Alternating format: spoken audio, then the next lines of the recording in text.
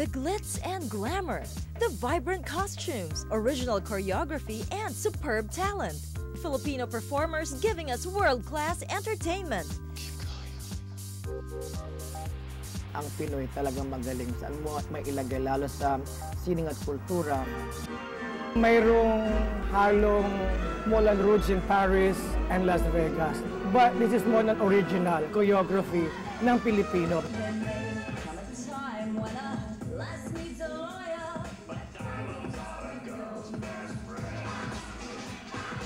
Ang paggawa ng isang production, hindi ganun bara-bara. Yung costume pabulosa, hindi tinipid.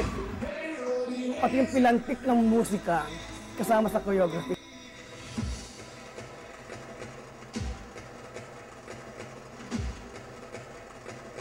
We have a promotion. We deploy talents abroad. So ang dami kaming mga dancers. May mga relievo yan. Pag andyan ang kanilang visa, sila paalis na. Ni kapalit. Kami unang-unang binigyan ng accreditation as one of the spot ng club. Ang Pinoy ay pwedeng gumawa ng isang napakagandang palabas o production na pwede mong sabihin gawa ng ibang bansa. But the truth is gawa ito ng isang Pinoy at ang lahat ng gumaganap ay Pinoy.